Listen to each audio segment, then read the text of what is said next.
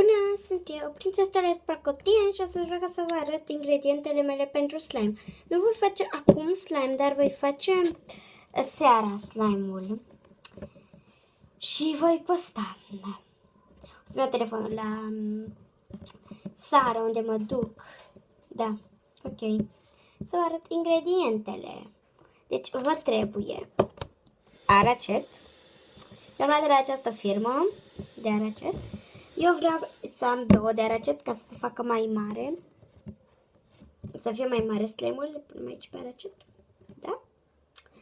Vă trebuie glicerină boraxată sau borax. Eu am luat glicerină boraxată. Nu este necesar. Colorantul alimentar nu este necesar. Dar trebuie să-l aveți și voi pe acolo. Am găsit albastru pentru că aș fi vrut să fie roșu, doar că avea numai galben și albastru și trebuia să aleg dintr-una și am ales albastru. Da. Albastru, colorant alimentar albastru. Eu vreau ca să-l fac pe slime albastru. Mai avem aici spuma de rax. Da? Eu de la Nivea. Da? Spuma de rax. Așa, mai am foarte multe pe aici. Așa. Și pudră de talc. Eu nu am pentru copii, am pudră de talc pentru picioare și alte chestii. Da. Și nu mă întrebați cât a costat aracetul sau de unde le-am luat pe toate. Vă spun în video. Pe astea, pe aracet l-am luat de la o librărie. Da. Care avea aracet. De la, da, aveți aici perețul și, da, perețul n-am reușit să-l rup. Da, cu 3 lei costă glicerină boraxată. Am luat de la farmacia Belladonna, glicerină boraxată. Colorantul l-am luat din Carrefour Market, cred că știți. Pe ăsta tot din Carrefour Market. Și tot de la farmacie am luat pudră de talc. Boraxul și cu glicina boraxată se găsesc amândouă la farmacie.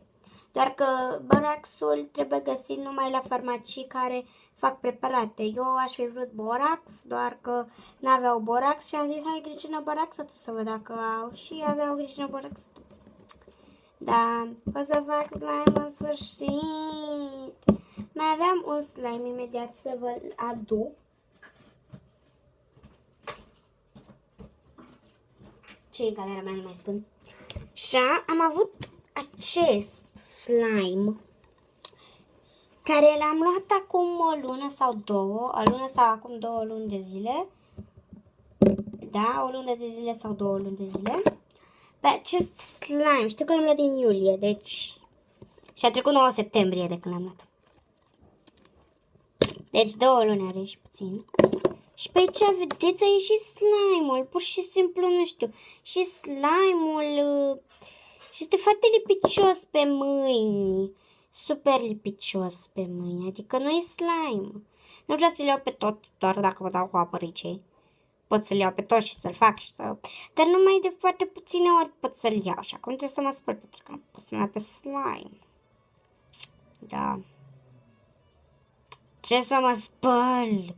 Sau se întărește pur și simplu pe mâna voastră, dar dacă nu vreți să fiți grețoși, să puneți asta pe ponei dacă vă jucați.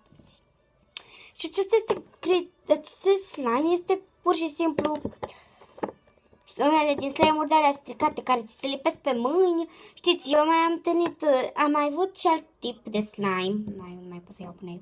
Am avut și alt tip de slime, doar că l-am pierdut prin casă. Era un slime portocaliu cu sclipici, cum este prețul. Portocaliu cu sclipici, vedeți că, da, mi se lipește.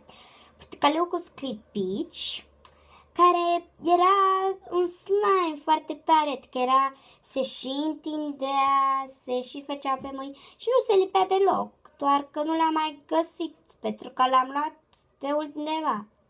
Și da, nu vă spun de unde l-am luat. Aha.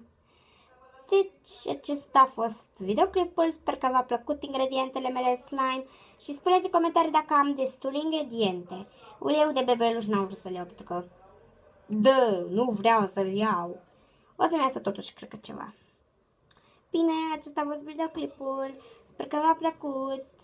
Și mai avem de la MLP Rainbow TM, sau așa o chema, nu mai știu cum o chema. A spus că dacă vrei să fim sis, normal. De ce n-aș răspunde la asemenea comentariu?